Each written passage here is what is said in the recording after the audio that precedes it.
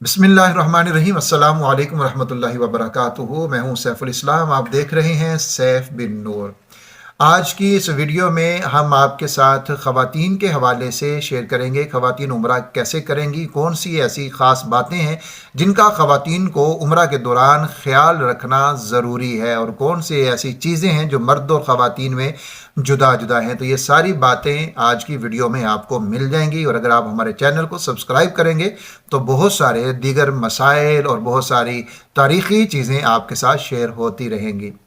नाज़रीन इकराम, उम्रा जो है ये साहिब इस्तिताअत जितने हैं उनके लिए ज़िंदगी में एक मरतबा करना ये सुन्नत है, और बाज़ उलमा ने तो ये भी कहा है कि साहिब इस्तिताअत के लिए ज़िंदगी में एक बार उम्रा करना ये वाजिब है। बहरहाल सुन्नत तो लाजमी है, और फिर इससे ज़्यादा करना ये मुस्तहब है, यानी आप ज़्यादा उम्रे कर लें ये मुस्तहब है, लेकिन एक बार तो कम अज़ कम फिर उम्रा करना ही चाहिए। और उम्रा की फ़जीलत बहुत ज़्यादा है। रसूलुल्लाह सल्लल्लाहु अलैहि वसल्लम का इरशाद है, बुखारी और मुस्लिम की ये रिवायत है, फरमाया कि एक उम्रा दूसरे उम्रा तक इन तमाम गुनाहों का कफ़ारा होता है जो इन दोनों उम्रों के दरमियान में सरजद हों। उम्रा करने से ये तमाम दुरानिये के गुनाह मुआफ़ हो जाते हैं। इसलिए रसूलुल्लाह सल्लल्लाहु अलैहि वसल्लम ने इरशाद फरमाया, तिरमिज़ी और इब्ने माजा की ये रिवायत है कि पे दर पे हज और उम्रा किया करो, बेशक ये दोनों यानी हज करना और उम्रा करना ये गुनाहों को और गरीबी को ये दूर करते हैं। और जिस तरह भट्टी लोहे और सोने चांदी के मैल कुचैल को दूर करती है, इसी तरह अगर आप पे दर पे उम्रा और हज करते हैं तो अल्लाह रब्बुल इज़्ज़त इससे गरीबी को भी दूर करते हैं और गुनाहों को भी दूर करते हैं। इसी तरह एक और हदीस मुबारक है, रसूलुल्लाह सल्लल्लाहु अलैहि वसल्लम ने फरमाया कि हज उम्रा करने वाले अल्लाह ताला के मेहमान हैं। अगर वो अल्लाह ताला से दुआ करें तो वो कबूल फरमाए, और अगर वो उससे मगफ़रत तलब करें तो अल्लाह रब्बुल इज़्ज़त उनकी मगफ़रत फरमाए। तो ये तो बहुत सारी अब अहादीस हैं जो उम्रा की फ़जीलत को बयान करती हैं, उम्रा के फ़ज़ाइल को बयान करती हैं। सबसे पहले हम बात कर लेते हैं इहराम के ऊपर। क्या ये बसा औक़ात हमारे जहन में आता है कि जब हम उम्रा की बात करते हैं कि इहराम की जब बात होती है तो अब ये इहराम मर्द और औरत के इहराम के बारे में बात होती है। तो यहाँ आप सबसे पहले ये जान लीजिए कि जो इहराम है ना, ये किसी ख़ास लिबास का या किसी ख़ास कपड़े का नाम नहीं है, बल्कि हज या उम्रा की जो नीयत आप कर लेते हैं यही इहराम है। तो अब यहाँ पर जब आपने हज उम्रा की नीयत कर ली तो अब ये इहराम हो गया। तो अब जाहिर है इहराम हज उम्रा में मर्द के लिए किसी तरह का भी सिला हुआ कपड़ा तो आप मर्द नहीं पहन सकता। तो अब यहाँ पर फिर जो कपड़ा पहना जाएगा वो बग़ैर सिलाई के, बग़ैर सिला हुआ पहना जाएगा, तो इसलिए उस कपड़े को भी इहराम कह दिया जाता है। और औरत और मर्द ये दोनों का एक इहराम तो ये है कि उन्होंने हज उम्रे की नीयत कर ली, ये इहराम है। अब जो लिबास पहना जाएगा उसमें फ़र्क आ जाता है कि मर्द कौन सा लिबास पहनेगा और औरत कौन सा लिबास पहनेगी। मर्द के लिए मैंने अर्ज़ कर दिया कि जब वो इहराम यानी उम्रा या हज की नीयत कर लेता है तो फिर उसके लिए तो सिला हुआ लिबास पहनना ये बिल्कुल उसके लिए जायज़ नहीं होता। तो फिर उसने कुछ पहनना है तो वो फिर अनसिले हुई दो चादरें अपने जिस्म के ऊपर लपेटेगा, और वो सफ़ेद हों तो ये सुन्नत हो जाएगा। तो इसलिए अब मर्द बग़ैर सिला हुआ लिबास पहनेगा। औरतों के लिए शरीयत ने इस चीज़ का ख़ास ख्याल रखा है, क्योंकि जो अनसिला लिबास है उसमें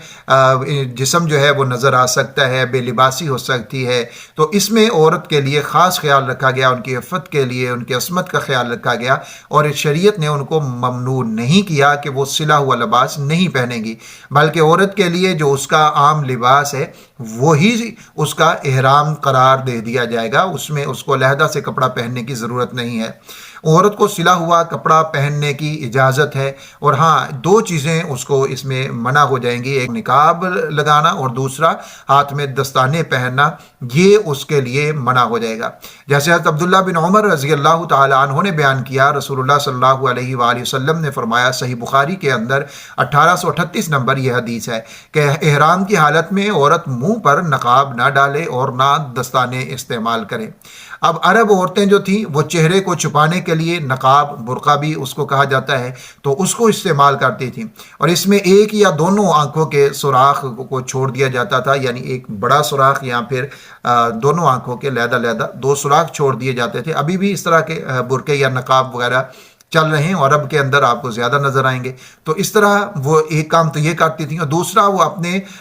हाथों के ऊपर और हथेलियों पर और यहाँ बाजुओं के ऊपर भी वो दस्ताने से चढ़ा लिया करती थीं। तो रसूलुल्लाह सल्लल्लाहु अलैहि वसल्लम ने इस चीज़ से मना फरमाया था कि इस तरीके से नहीं करना। अब यहाँ पर एक सवाल ये होता है कि जब औरत ये नकाब लगाने से मना किया गया है औरत को, तो औरत अब क्या करेगी? क्या वो चेहरे का पर्दा नहीं करेगी? तो इसका जवाब ये है कि ये जो मना किया गया है ये किया गया है नकाब लगाने से, यानी ये जो नकाब चेहरे के साथ बुरके के साथ यूँ लगा लिया जाता है, इससे मना किया गया है। और सहाबियात जो थीं वो यूं किया करती थीं कि ऊपर से एक कपड़े को, ओढ़नी को यूं अपने चेहरे के ऊपर डाल लिया करती थीं, तो इस तरह उनका चेहरे का पर्दा भी हो जाता था और वो उस चीज़ में भी नहीं आती थी कि जिसको आप नकाब कह सकते हैं, वो भी उसमें नहीं आती थी। तरीका सहाबियात का ज़रूर था। उम्मुल मोमिनीन सैयद आयशा सिद्दीक़ा रज़ी अल्लाह ताला अन्हा फरमाती हैं, ये अबू दाऊद में 1833 नंबर हदीस है और इब्न माजा में 2935 नंबर हदीस है कि वो कहती हैं कि हम तवाफ़ किया करते थे रसूलुल्लाह सल्लल्लाहु अलैहि वसल्लम के साथ, एहराम जब हम बांधे हुए थे, तो उस वक्त जब कोई सवार हमारे सामने आ जाते तो हम अपने नकाब अपने सर से अपने चेहरे पर डाल लेते, यानी ऊपर से यूं हम चादर जो है उसको डाल लेते थे। औरत के लिए नकाब लगाना ये दुरुस्त नहीं है। हाँ, अगर कोई ऐसा कपड़ा वो ऊपर से डाल लेती है कि जिससे वो कपड़ा उसके चेहरे के साथ मस भी ना हो। अब नकाब लगाने से जो मना किया गया है उसमें वो जो नकाब होता है वो चेहरे के साथ मस होता है, बिल्कुल टच होता है जो चेहरे के ऊपर लगाया जाता है। तो कोई ऐसा कपड़ा अगर औरत डाल ले अपने सर के ऊपर से कि जो उसके चेहरे के साथ मस ना हो, तो ये बेहतरीन और ये अच्छी बात है। उसको इस तरह ज़रूर करना चाहिए, चेहरे के साथ ना लगे, वो चेहरे के ऊपर से आ जाए और उसमें पर्दा भी हो जाए और वो नकाब वाली ममानियत जिस चीज़ से की गई वो उससे भी महफूज रहेगी। इसके साथ ख़वातीन को जब वो एहराम की नीयत कर लेती हैं तो उनको मोज़े पहनना बिल्कुल उनके लिए दुरुस्त है। और जितनी ज़ैब व ज़ीनत की चीज़ें अगर उन्होंने पहन रखी हैं, कान में, नाक में या सर पे, पैरों में, हाथ में, जो भी उन्होंने ज़ैब व ज़ीनत की चीज़ें पहन रखी हैं, मतलब उन्होंने कोई कांटे वगैरह पहन रखे हैं, कोई गले में हार कोई पहन रखा है, कोई चूड़ियाँ वगैरह उन्होंने पहन रखी हैं, तो उसमें उनको उसको उतारने की कोई ज़रूरत नहीं है, उसको वो पहन कर रखेंगी। एक और मसला जो ख़वातीन के लिए है और वो ये कि क्या औरत बग़ैर महरम के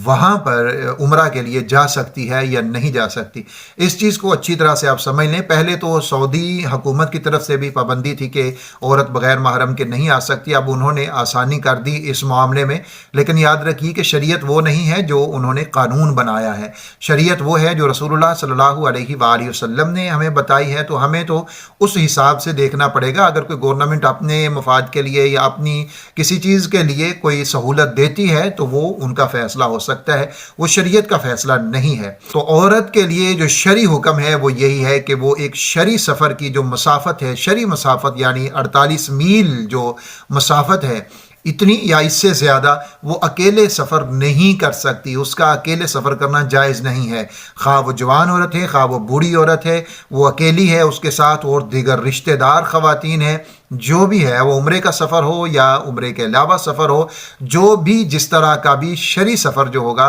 वो औरत के लिए बग़ैर महरम के करना ये बिल्कुल भी जायज़ नहीं है। हज़रत अबू हुरैरा रज़ी अल्लाह ताला अन्हो से रिवायत है, वो कहते हैं कि रसूलुल्लाह सल्लल्लाहु अलैहि वसल्लम ने फरमाया, अल्लाह ताला और आखिरत पर ईमान रखने वाली किसी औरत के लिए हलाल नहीं है कि वो दिन रात का सफ़र बग़ैर महरम के करे। हज़रत अब्दुल्ला इब्न अब्बास रज़ी अल्लाह ताला अन्हो से रिवायत है कि जनाब रसूलुल्लाह सल्लल्लाहु अलैहि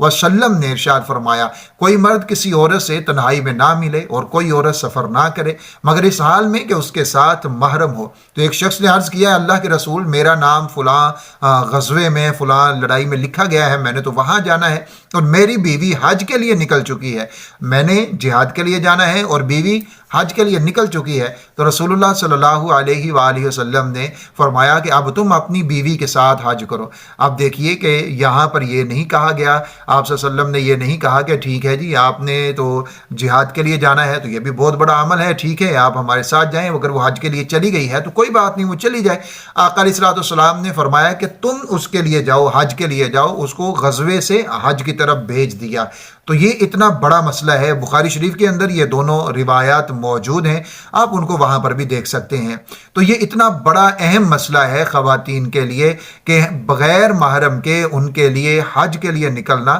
یا پھر ان کے لیے بغیر محرم کے عمرہ کے لیے نکلنا یہ بالکل جائز اور درست نہیں ہے۔ اس طرح نہیں کرنا چاہیے ان کو، کیونکہ یہ جو رسول اللہ صلی اللہ علیہ وآلہ وسلم نے اس سے سخت منع فرمایا ہے، یہاں تک کہ جیسے میں نے عرض کر دیا بخاری شریف کی روایت ہے کہ آپ نے غزوہ کی بجائے اس صحابی کو حج کے لیے بھیج دیا کہ اب تم اپنی بیوی کے لیے حج کے لیے جاؤ۔ اب اور تھوڑے سے مسائل اس کے بارے میں ضرور جان لیجئے کہ عورتوں کے لیے میں نے عرض کر دیا احرام کے لیے کوئی خاص لباس نہیں ہے۔ بعض خواتین جو ہے وہ سفید اسکارف کو پہننا ضروری سمجھتی ہیں، تو وہ بھی ان کے لیے ضروری نہیں ہے، جو ان نے پہنا ہوا ہے وہی ان کا احرام ہو جاتا ہے۔ میں نے کہا احرام تو نیت کو کہا جاتا ہے۔ عورتیں تلبیہ آہستہ آواز میں پڑھیں گی، مرد تلبیہ اونچی آواز میں پڑھیں گے، عورتیں وہاں پر اپنی آواز کو آہستہ رکھیں گی۔ ممنوعات جو ہیں احرام کی، جو مرد کے لیے بھی اور عورتوں کے لیے بھی ہیں، ایک خوشبو کا استعمال کرنا، یعنی احرام کی جب آپ نے احرام پہن لیا، لباس پہن لیا، آپ نے نیت کر لی جب آپ نے عمرہ کے لیے، تو اب خوشبو کا استعمال کرنا مردوں کے لیے بھی حرام ہے اور عورتوں کے لیے بھی حرام ہے۔ اسی طرح ناخن کا کاٹنا مردوں اور عورتوں دونوں کے لیے حرام ہے۔ نیت کے بعد اپنے جسم سے بالوں کو کاٹنا، دور کرنا، توڑنا، یہ دونوں کے لیے ہے۔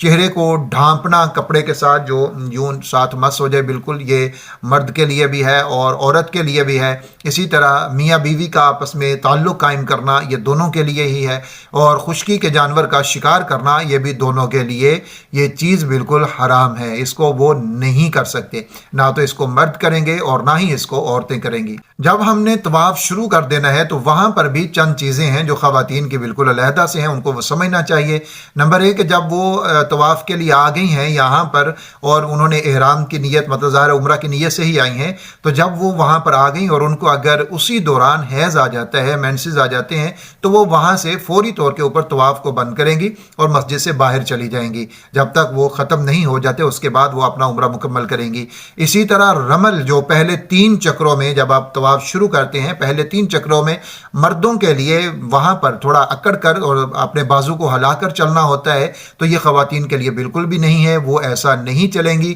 وہ بالکل آرام آہستہ چال میں جو ان کی اپنی چال ہے وہ اسی میں چلیں گی۔ حجر اسود کا بوسہ لینے میں خواتین بہت ہی زیادہ وہاں پر غلطیاں کرتی ہیں، مردوں کے درمیان میں گھس جاتی ہیں اور پھر وہ کوشش کرتی ہیں کہ ہم بھی جا کر بوسہ لیں، اگرچہ وہاں پر بہت ہی زیادہ ادب اور احترام کا مقام بھی ہوتا ہے، وہاں پر سب کی نظر جو ہے وہ کعبۃ اللہ پر ہوتی ہے، لیکن اس کے باوجود بھی شریعت اس چیز کی اجازت نہیں دیتی کہ خواتین مردوں کے درمیان میں اس طرح گھس جائیں۔ اب طواف کرنا یہ تو ظاہر ہے کہ ضروری چیز ہے، اب حجر اسود کا بوسہ لینا یہ ضروری نہیں ہے طواف کے لیے، تو اس کے لیے وہ بھی استلام ہی کریں، دور سے اشارہ ہی کافی ہے، ان کو رش میں بالکل بھی نہیں گھسنا چاہیے۔ ہم نے وہاں پر دیکھا تھا کہ خواتین بہت ہی زیادہ وہاں پر رش میں مردوں کے اندر گھسنا شروع ہو جاتی ہیں کہ ہم نے حجر اسود کا بوسہ لینا ہے، تو یہ بالکل غلط چیز ہے، اس طرح ان کو نہیں کرنا چاہیے، اس طرح وہ گناہ گار ہوتی ہیں۔ اور جب سعی میں اگر ہم چلے جاتے ہیں، خواتین سعی میں چلی جاتی ہیں، تو اب انہوں نے جب سعی شروع کی تو سعی جو ہے یہ حالت حیض میں بھی کی جا سکتی ہے، البتہ طواف حیض کی حالت میں نہیں کیا جا سکتا، وہ میں نے عرض کر دیا، کسی نے طواف مکمل کر لیا تھا، اب سعی کے لیے وہ آئی ہے تو پھر اب اس کے لیے سعی کرنا جائز ہے، وہ حالت حیض میں سعی کر سکتی ہے لیکن طواف نہیں کر سکتی۔ اسی طرح وضو کے ساتھ طواف ضروری ہے اور سعی جو ہے اس کے لیے وضو شرط نہیں ہے، اگر وضو ہوگا تو اس کا ثواب تو علیحدہ سے ملے گا ضرور، لیکن اگر وضو نہیں ہے تو سعی درست ہو جائے گی۔ اب جو عورت آ گئی یہاں پر سعی کے لیے آ گئی، صفا مروہ پر آ گئی اور اس نے جب سعی کو شروع کیا اور اس کو حیض آ جاتا ہے، ایسی عورت اپنی سعی کو مکمل کر لے، پھر وہاں سے وہ باہر نکل جائے، وہ مسجد حرام میں اندر نہ آئے۔ اور سعی کے دوران جو سبز لائٹیں ہیں وہاں سے مردوں کے لیے تو حکم ہے کہ وہ یہاں سے دوڑیں گے، تو عورتوں کے لیے حکم یہی ہے کہ وہ مردوں کی طرح وہاں نہیں دوڑیں گی، وہ اپنی چال میں چلتی رہیں گی، اگر تھوڑا تیز چل لیں گی تو وہ ٹھیک ہے، لیکن وہاں سے وہ مردوں کی طرح دوڑیں گی نہیں۔ اب جب سعی کے چکر پورے ہو جاتے ہیں تو پھر اب بال کاٹنے کی نوبت آتی ہے، تو یہاں خواتین کے لیے یہ ہے کہ اپنے پورے سر کے بالوں کو وہ اکٹھا کریں اور پیچھے سے ایک انگلی کے پورے کے برابر یا ایک انگلی کے اوپر یوں بال کو لپیٹیں